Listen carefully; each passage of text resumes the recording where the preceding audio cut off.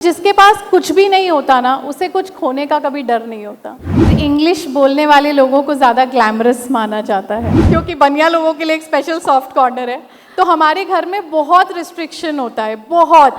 हमारे ऊपर maximum investment जो किया जाता है वो हमारी शादी पे किया जाता है। कोशिश की है कि मेरे जितने भी वीडियोस हो, हिंदी में हो, साड़ी पहन के हो, और मैं बहुत ही बैकवर्ड लड़की दिखाई दूँ। अच्छा, आज आप देखोगे कितने भी कंटेंट क्रिएटर अवार्ड्स होते हैं, ये होते हैं, मुझे नहीं बुलाया जाता है। आप इतना मुखर कैसे हैं? क्यों आपको डर नहीं लगता कुछ भी बोलने से? और कई बार आप कंट्रोवर्सीज में भी रही हैं, बावजूद इसके आपकी तरफ से कोई रिएक्शन क्यों नहीं आता? मुझे ऐसा लगता है कि कंट्रोवर्सीज जो भी मेरे लिए होती हैं या होती ही रहती है मेरे साथ, तो वो बहुत छोटी हैं उस गोल के सामने जो मैंने देखा है। आज पल्लवी, स्पिरिचुअल कंटेंट बनाना या मंदिरों को प्रमोट करना कोई ऐसी चीज़ नहीं है जिससे आप पैसे कमा सकते हो। तो आपको अगर किसी मंदिर का वीडियो बनाना है तो आपको कोई पेमेंट नहीं मिलता। तो यूजुअली इस जॉनर को कोई चूज़ नहीं करता।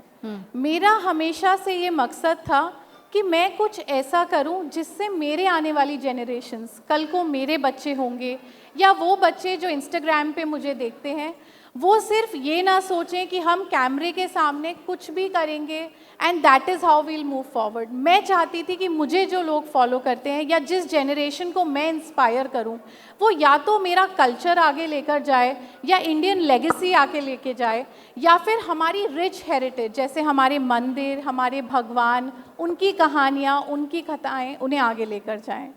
रही बात ये कुंभ में जो हुआ या जो भी कंट्रोवर्सी मेरे साथ हुई, तो मुझे ऐसा लगता है डर की बात से ईमान की बात नहीं करोगे क्या? मुझे डर नहीं लगता क्योंकि मैं बहुत छोटी थी जब मैंने अपनी जर्नी स्टार्ट की। मेरे पास सिर्फ 500 रुपये थे। आज मैं एक 12वीं पास लड़की थी और एक 12th पास लड़की के लिए अपनी खुद की फैक्ट्रीज लगाना, अपना खुद का बिजनेस करना और अकेले सब कुछ सिर्फ घर बैठ के करना, क्योंकि हमें रात को 6 बजे के बाद भी घर से निकलने का परमिशन नहीं था। तो मैं बिल्कुल अकेले घर से हाथ से कार्ड बना बना कर यहाँ तक पहुँची हूँ। तो जिसके पास कुछ भी नहीं होता ना, उसे कुछ खोने का कभी डर नहीं होता। दैट्स वाई आपको खोने का कोई डर नहीं है। मैंने अपना सब कुछ एक एक करके, एक एक ईंट जोड़कर, दिन रात एक करके पिछले 8 सालों में बिना कोई छुट्टी लिए अपने आप को बनाया है। तो अब मुझे नहीं लगता कि मुझे किसी चीज़ से डर लगता है। अच्छा, ये 500 रुपये से जो आपने इतनी बड़ी फैक्ट्रीज बना ली, लैंड खरीद लिया, घर खरीद लिए, घर बना लिए, ये सब कैसे पॉसिबल हुआ? मतलब सुनने में बहुत अजीब लगता है कि सिर्फ एक 500 रुपये का नोट, जब आज हम उस 500 रुपये के नोट को लेकर बाजार जाते हैं तो शायद 2 दिन की सब्ज़ी भी उसमें नहीं आ पाती है। उस 500 रुपये से पूरा इतना बड़ा एक तो फ़ैन बेस खड़ा कर लेना और उसके बाद सब कुछ बना लेना, ये कैसे पॉसिबल हो पाया? पल्लवी, आज करीब 200 से ऊपर लड़कियों को मैंने अडॉप्ट किया है। उनकी एजुकेशन का खर्चा मैं उठा रही हूँ। करीब 9 शेल्टर होम्स रन कर रही हूँ। 9 शेल्टर होम्स में अप्रॉक्सीमेटली 150 स्ट्रे डॉग्स मैंने अडॉप्ट किए हैं। उसके अलावा मेरी फैक्ट्रियों के थ्रू हम 250 से ऊपर महिलाओं को ट्रेन कर रहे हैं। 4 फैक्ट्री, 2 रिटेल स्टोर, और उन सब के थ्रू भी हमेशा मेरी कोशिश रहती है कि वही बच्चे जो 12वीं पास हैं, जिनके पास डिग्रियां कम नहीं हैं, जिनके फादर मदर नहीं हैं, उन बच्चों को मैं अपने पास रखूं। और ये सारा मुझे ऐसा लगता है पल्लवी कि एक हाथ से कार्ड बनाने वाली लड़की, मतलब मैं आप लोगों को बिल्कुल सच बताऊं ना, तो मैं एक बनिया परिवार से हूँ। और क्योंकि अमर उजाला भी अग्रवाल फैमिली का है, इसलिए मैं ज़रूर आई पहले क्योंकि बनिया लोगों के लिए एक स्पेशल सॉफ्ट कॉर्नर है। तो हमारे घर में बहुत रिस्ट्रिक्शन होता है, बहुत। मतलब 6 बजे के बाद मैंने नहीं देखा है घर के बाहर जाना। मारवाड़ी हैं, घाट चोला मैं आज भी पहनी हूँ। यही मारवाड़ी साड़ियाँ हमारे घर में चलती थी। 23 साल में शादी हो जाती है। हमारे ऊपर मैक्सिमम इन्वेस्टमेंट जो किया जाता है वो हमारी शादी पे किया जाता है, उससे ज़्यादा नहीं किया जाता। तो मेरे लिए बहुत बहुत मुश्किल था। मेरे कभी फ्रेंड्स नहीं रहे, कुछ भी नहीं रहा। मैं घर से कार्ड बनाती थी, हैंडमेड कार्ड, और ऑटो से डिलीवर करने जाती थी ग्वालियर में। 200 रुपये का, 250 रुपये का, 500 रुपये का, ऐसे छोटे छोटे ऑर्डर लेती थी। और इंस्टाग्राम पे भी आईडी मैंने इसलिए बनाया क्योंकि मेरे पापा को इंस्टाग्राम चलाना नहीं आता था और वो फेसबुक पे थे। तो उनसे छुप के मैं इंस्टाग्राम पे कार्ड बेचती थी। और धीरे धीरे, मतलब उसके लिए भी आपने सदर बाजार सुना है दिल्ली का? किस किस ने सुना है? सदर बाजार सुना है? सुना है।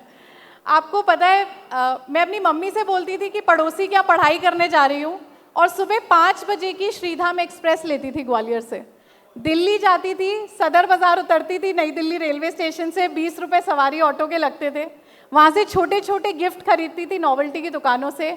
6:40 की जीटी एक्सप्रेस चलती थी, उसके फर्स्ट एसी में आती थी जिससे माल लेकर आ सकूँ अपने साथ, और हाथ में वो सारे टॉयज़ वो नीली थैलियों में मैं लेकर ग्वालियर पहुँचती थी 10:30, और रेलवे स्टेशन से घर, मम्मी मैं आ गई पढ़ाई करके।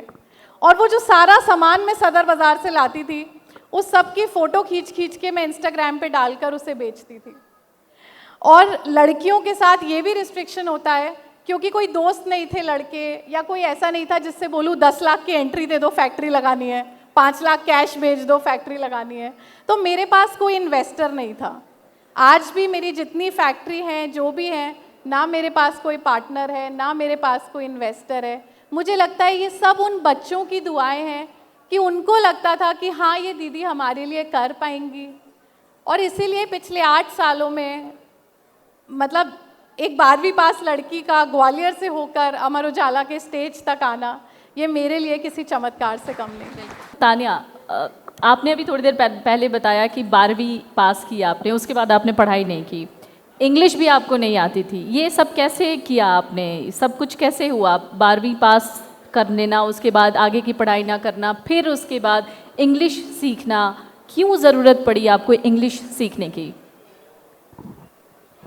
हम इस बात को डिनाई नहीं कर सकते कि हमारी मातृभाषा भले ही हिंदी है, पर इंग्लिश बोलने वाले लोगों को ज़्यादा ग्लैमरस माना जाता है। इसलिए मैंने अब तो बहुत कोशिश की है कि मेरे जितने भी वीडियोस हो हिंदी में हो, साड़ी पहन के हो, और मैं बहुत ही बैकवर्ड लड़की दिखाई दूँ, क्योंकि मैं बैकवर्ड हूँ। और बैकवर्ड होने के बावजूद इस महीने हमारे 500 मिलियन व्यूज़ हैं, 500 मिलियन मतलब 50 करोड़ लोग बिना किसी एड्स के हमें देख रहे हैं। तो ये बहुत ज़रूरत थी कि कोई एक लड़की इस ग्राउंड को ब्रेक करे कि आप ज़रूरी नहीं है कि हमेशा वेस्ट को प्रमोट करें।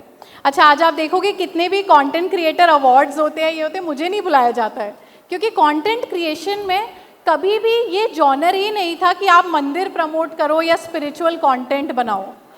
उस जॉनर को मैंने इसलिए चूज़ किया क्योंकि मुझे लगता था इसमें कोई पैसे देगा नहीं, और बिना पैसे का काम कोई करेगा नहीं। इसलिए मेरे जैसे किसी व्यक्ति की ज़रूरत थी जो बिना किसी लालच के ये करे।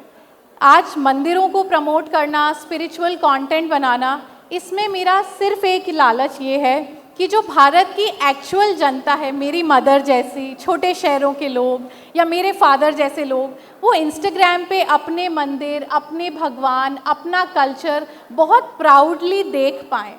Not everything is about entertainment. मुझे लगता था कि सोशल मीडिया ऐसा भी होना चाहिए जो हमारा ज्ञान, हमारा कल्चर जो है उसको बहुत रॉयली बताए।